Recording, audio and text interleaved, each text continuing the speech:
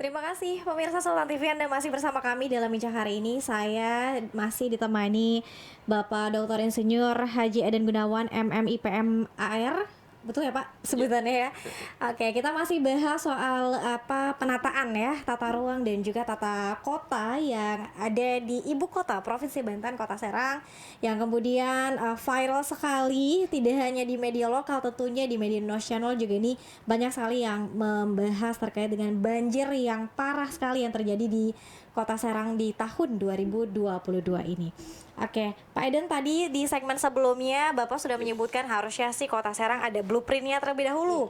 Apalagi Kota Serang ini sebagai etalase ibu kota Provinsi Banten harusnya ditata kelola dengan secara baik. Namun kalau sekarang sudah kadung pembangunannya Pak, harus mulai dari mana? Kalau bicara tentang kadung ya nggak ada yang kadung gitu. Tidak ada yang kadung, siap. Sekarang kita memulai dari yang sekarang ada. Artinya kalau sekarang kondisinya seperti ini, mulailah dari sekarang gitu. Cuma di sini tetap saya harus menyampaikan bahwa kita harus mendapatkan data-data otentik yang tidak boleh berbeda gitu ya. Jadi katakan yang benar itu benar, yang salah itu salah. Artinya angka statistik tuh harus sama semua. Kalau dibilang Serang itu dari permukaan laut mungkin hanya 4 meter atau bahkan di bawah permukaan laut, harus disampaikan supaya nanti kita memulainya enak gitu ya. Kalau dibilang bahwa kemarin 1 Maret itu peristiwa yang sangat dahsyat, penyebabnya apa harus disampaikan ya. Kita punya banyak ahli ya di organisasi saya, banyak sekali para ahli, mau dari perencanaan, infrastruktur, ekonomi, insinyur ada di mana-mana. Jadi yang membangun Banten ini sebetulnya insinyur. Ini salah juga ya. Insinyur yang salah ini menata kota ini, membuat perencanaan dan sebagainya. Nah, ini harus introspeksi. Bukan hanya insinyur, mungkin juga insinyur itu hanya sebagai pelaksana kan. Ya awalnya dari peraturan. Jadi harus dibuat blueprintnya. Blueprint tentang tata kelola Kota Serang. Kalau kita bicara Kota Serang. Nah, setelah itu kalau sudah ada, ditetapkan dengan peraturan yang cukup tinggi. Paling tidak misalnya Pergub atau Perpres. Kalau undang-undang lebih baik ya. Supaya nanti tidak ada yang melanggar undang-undang. Karena kalau undang-undang itu tidak boleh diganggu-gugat kan. Jadi kalau sudah disampaikan rencana umum tata ruang Kota Serang seperti ini perumahan, ini daerah aliran sungai, ini daerah pertokoan, ini daerah pendidikan dan sebagainya ya. Dan itu harus tertib, semua sepakat gitu dari pemerintah, bisnis, civil society, akademisi harus sepakat semua. Nah, itu makanya perlunya kita berkolaborasi, membuat suatu blueprint, tetapkan dengan undang-undang. Yang ketiga adalah penegakan hukum. Harus ditegakkan. Ketika ada orang yang melanggar, ya ditindak tegas. Katakan sekarang misalnya banyak tempat-tempat pembangunan di daerah aliran sungai, ya harus ditindak. Harus ditertibkan, bukan ditindak, ditertibkan untuk direlokasi dan sebagainya. Karena ini kan menjadi masalah, melanggar peraturan di pinggir sungai, ketika ada banjir dia jadi korban. Dalam statistik terhitung gitu. Dan itu bisa menjadi buruk buat pemerintah sendiri. Karena dihitung sebagai korban kan.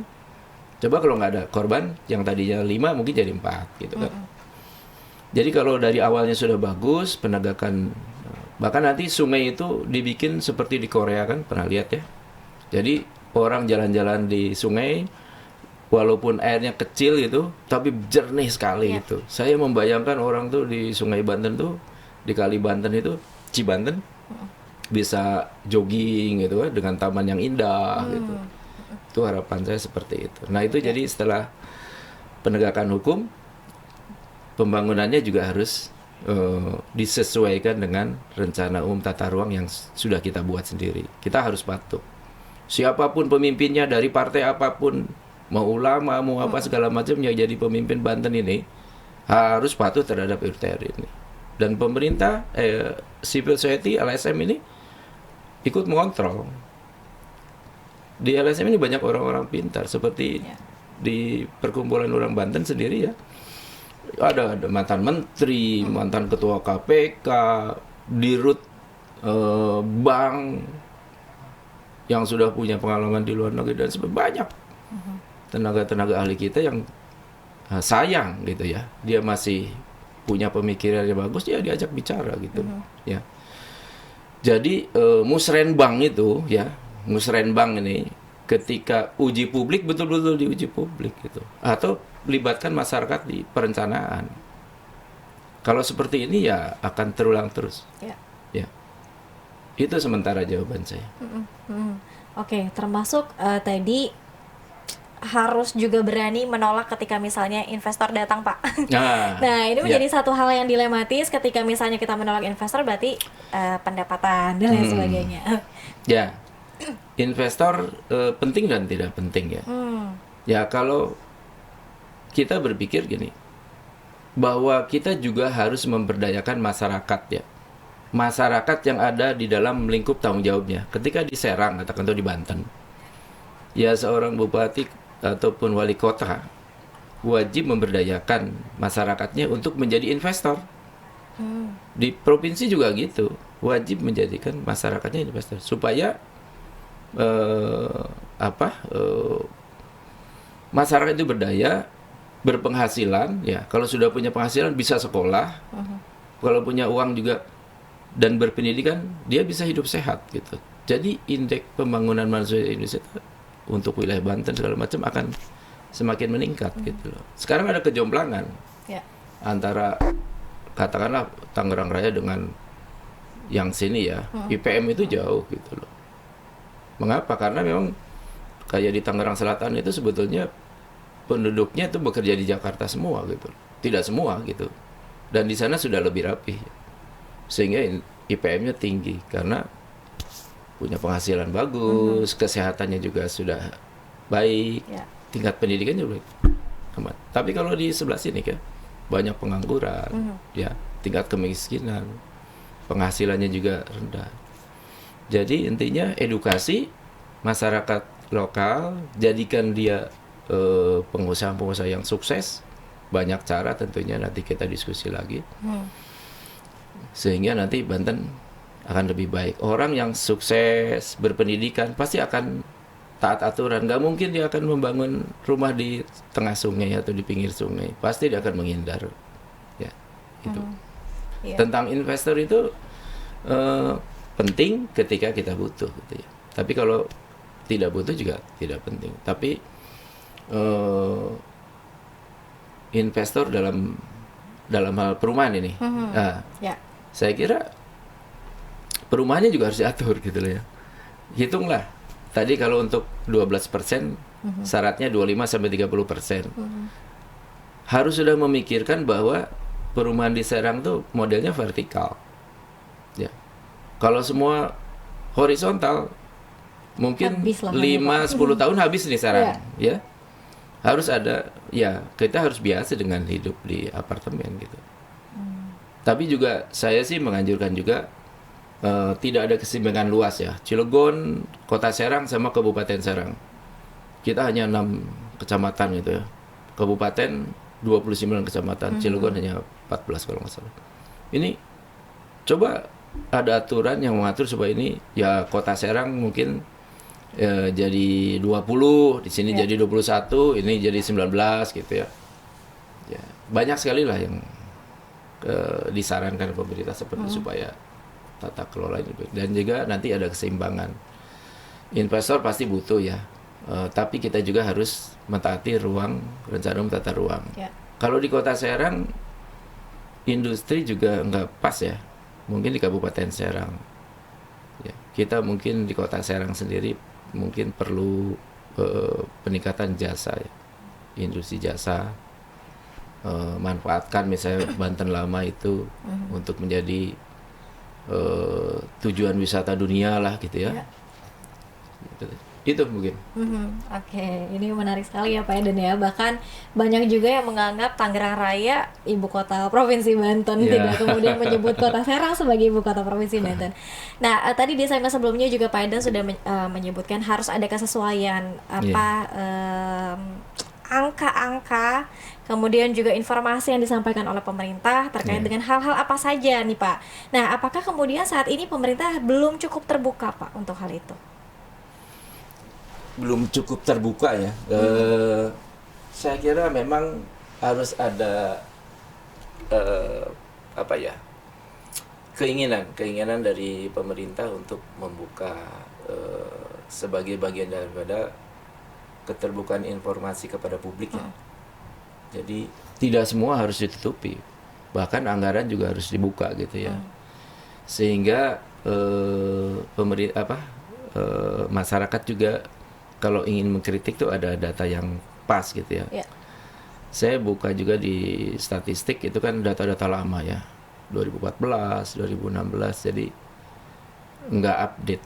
Nah, ini perlu juga disampaikan bahwa kita harus update sehingga masyarakat juga ikut berpartisipasi. Kalau yang bagus katakan bagus ya gitu. Kalau memang tidak bagus ya masa harus dikatakan bagus gitu kan. Jadi ya wajarlah ada kritik-kritik seperti itu. Memang jangan berpikir pada saat ini memang mungkin yang dahulu juga seperti ini, kita jadi kan agak harus pembenahannya ini harus berkelanjutan gitu. Sebab akibat dari awal, sekarang dan yang akan datang ini harus betul-betul dipikirkan ya. Kita tidak memikirkan siapa yang salah dan sebagainya, tapi kita benahi ya. Kita benahi bersama-sama, libatkan masyarakat, libatkan civil society untuk membantu gitu loh. Nah, kami juga minggu depan mungkin akan melaksanakan kegiatan yang namanya pengobatan massal pasca banjir. Ini pasti ada penyakit-penyakit yang timbul ya. Kita mengkolaborasikan lebih dari 20 organisasi untuk bisa menyelesaikan, mencegah supaya masyarakat ini bisa juga terhindar dari penyakit. Oke, ini pasca banjirnya yang harus betul-betul mendapatkan treatment yang cukup baik dan cukup layak ya Pak. Baik, nanti boleh Pak disampaikan juga beberapa agenda yang nanti akan Bapak lakukan bersama organisasi Bapak kepada pemirsa. Dan ada sedikit juga kalau kita ingat beberapa waktu lalu sempat viral juga Pak, Provinsi Banten secara umum menjadi provinsi yang tidak bahagia juga ya Pak ya. Ini ramai juga dibicarakan. Nanti kita akan bahas sedikit Pak sekalian. Nanti di segmen ketiga kita akan melihat beberapa pertanyaan Pak yang sudah mampir di kanal YouTube Sultan TV. Tetap bersama kami dalam Bincang hari ini.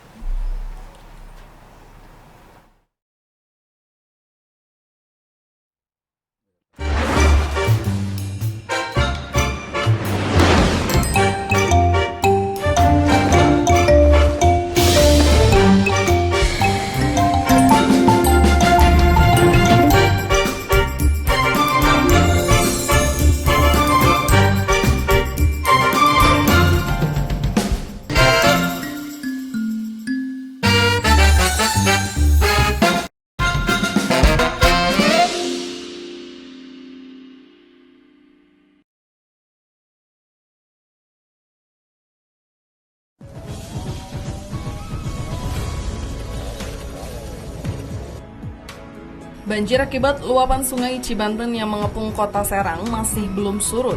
Hingga pukul 3 sore pada Rabu 2 Maret 2022, air masih menutupi sebagian besar kawasan Masjid Agung Banten Lama dan Keraton Surosoan. Tim gabungan dari Polda Banten, Damkar, Satpol PP, serta masyarakat setempat melakukan penyedotan air di lokasi kawasan Banten Lama. Tim gabungan mengerahkan 30 personil untuk melakukan penyedotan. Kanit 1 VIP Ditpamopvid Polda Banten, Kompol Dodit menjelaskan penyedotan air yang dilakukan juga akan memaksimalkan kondisi kawasan Banten Lama kembali clear and clean. Alhamdulillah, berkat kerjasama dari Dinas Pemadam Kebakaran Provinsi Banten, nanti kita sama-sama lihat alatnya ini sedang diupayakan penyedotan maksimal.